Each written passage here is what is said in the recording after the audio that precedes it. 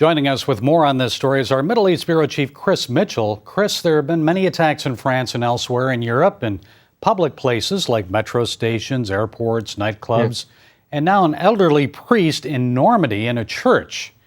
Why that target?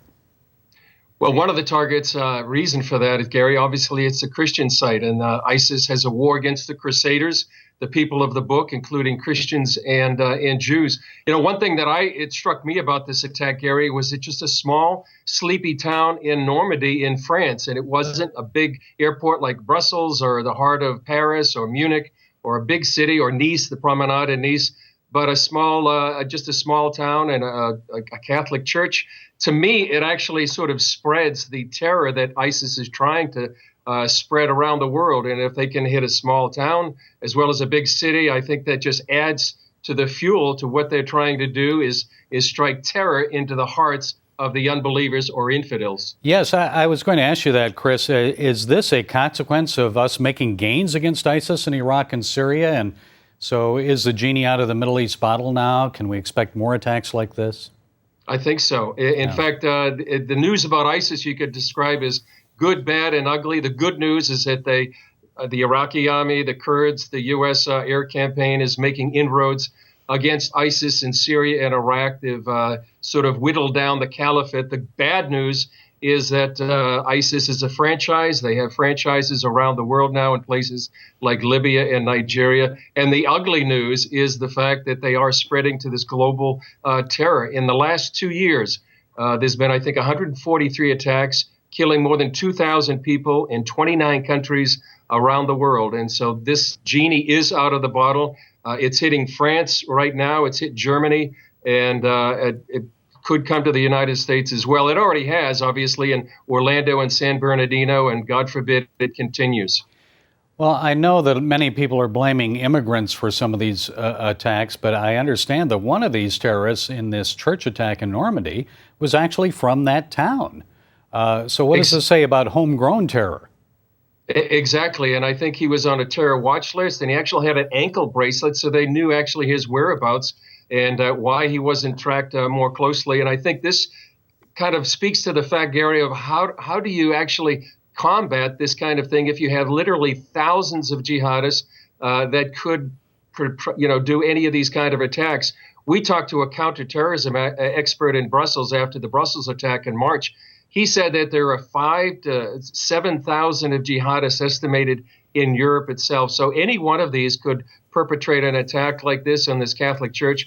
So the kind of insurgency, the counterintelligence they need to combat this is really huge, and it's really stretching the resources of not only France but other European countries. And ISIS is saying they'll do more attacks like this. Churches in England are now on alert.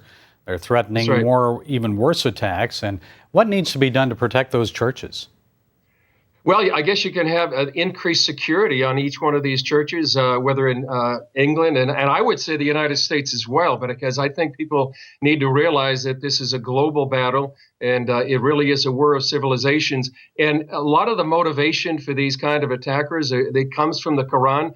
Let's see, one of them is Surah 47:4, and it says, "So when you meet those who disbelieve in battle, strike their necks until you have inflicted slaughter upon them." And so that's why you had this horrible murder of an 86-year-old priest who's beheaded there in his church. And this is the kind of motivation that these fighters have, whether they're in a small village in France, a large city in Paris or Munich. And I think this is a battle not only on the European continent, but I think people in the United States need to be prepared for this battle as well. Okay, Chris, our Middle East Bureau Chief, you just quoted the Quran. So what do you think of that Islamic sermon that was given at the altar of that church in France? It's exactly what they want to do. This is a supremacist ideology.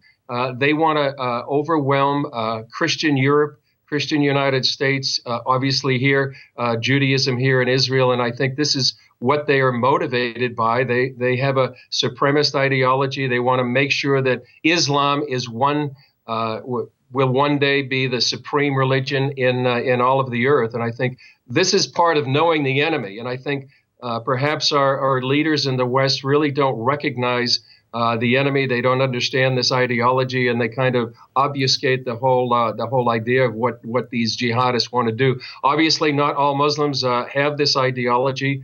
Many of them might be just they're not following the tenets of the Quran, but certainly there are thousands, tens of thousands that want to implement this around the world, and that's the tragedy we see unfolding right now. And God forbid it gets even worse. Chris, when I was in Paris last November after the ISIS attacks at the Bataclan and elsewhere in that city of light, I remember at one of the memorials there was a man playing on a cassette recorder, Imagine.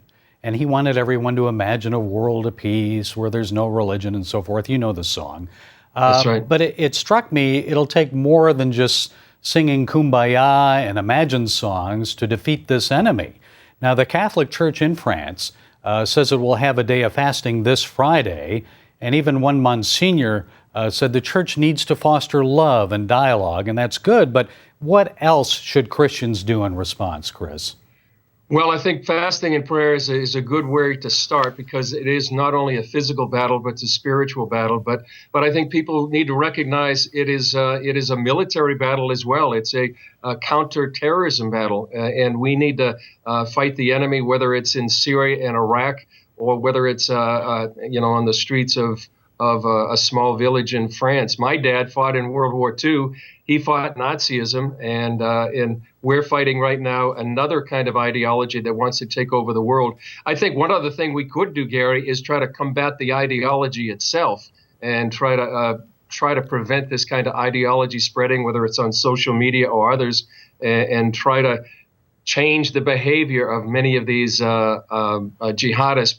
But Kumbaya, I don't think is not going to be the only thing that we're going to have to fight in this battle. It's a battle I think we need to use all means possible, because I think at the root of it, it's really a battle for civilization. Western civilization is facing a battle right now, and when you have these kind of attacks, it just spreads terror and fear around the world. News of it just goes instantaneously around the world, and so it just spreads the effect. I just wanted to mention to you, Gary, and ask you, I know there's been more attacks in Egypt in the last few weeks. Yes. You've been to Egypt many times, and would you say that this is increasing not only in Europe, but in parts of the Middle East as well? Definitely in parts of the Middle East, but you know, Chris, it's because we are Christians, and those who do not believe will oppose us.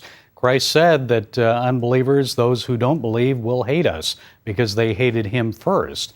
And I think in Egypt, they've always had attacks against Christians there, almost on a daily basis. You just don't hear about them because they're in some small village in Upper Egypt. But now they're getting a little more intense, and I think there's much more media attention because of the situation in the Middle East. Yeah. But Chris, I think we need to pray not only for the victims and their families and so forth. And we need to pray that our leaders will have wisdom in this, that they will be guided by God in the response. Don't you agree?